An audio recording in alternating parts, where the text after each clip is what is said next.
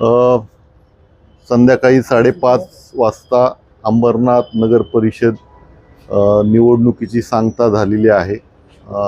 छोटे मोठे प्रकार वगळता सर्व मतदान जे आहे ते शांततेत पार पडलेलं आहे.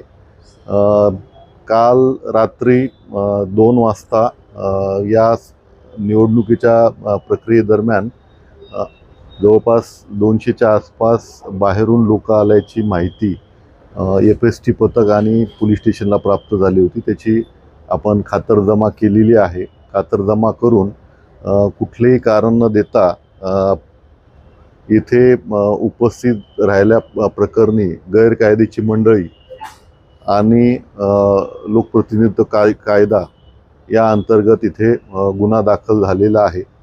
संबंधित जे एकंदरीत बाहेरून आलेल्या व्यक्ती होत्या त्या 174 असल्याचं निष्पन्न झालेलं आहे.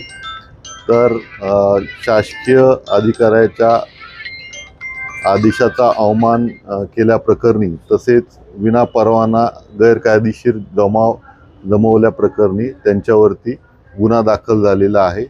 संबंधित प्रकरणी सर्व जे आरोपी होते त्यांना नोटीस देऊन त्यांना सोडण्यात आलेलं आहे. तसेच त्यामध्ये तपास चालू आहे.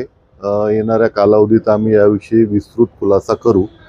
नक्की काय कारणासाठी यांना आणलं होतं आणि त्याची नक्की मोडस ऑपरेंडी काय होती यासाठी आमचा तपास सुरू आहे. नुकताच गुन्हा दाखल झालेला आहे. आमचे तपास अधिकारी तपास करून याविषयी अधिक विस्तृत खुलासा करतील.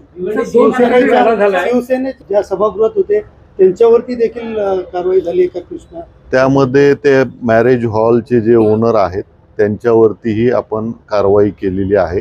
नाव काय सर? कृष्णा मॅरेज हॉलचे मालक जे आहेत ते कृष्णा रसाळ म्हणून आहेत, त्यांच्यावरती कारवाई केली. सर, भिवंडीमधील एका राजकीय नेत्याचं देखील नाव येतं याच्यामध्ये की त्याच्या मदतीने या सगळ्या महिला अंबरनाथ शहरात आल्या होत्या. कुठं काय तपासामध्ये समोर आलं? चौकशी सुरू आहे. त्याबद्दल सध्या आम्हाला भाष्य करता येणार नाही. सर, दिवसभरात अजून काही मोठ्या गुन्हे दाखल आहेत का? एकूण आज किती गुन्हे दाखल झालेले आहेत? हा एक गुन्हा आहे. त्यानंतर दुसरा एक NC एक दाखल आहे. बाकी मेजर कुठलाही गुन्हा यामध्ये दाखल नाही.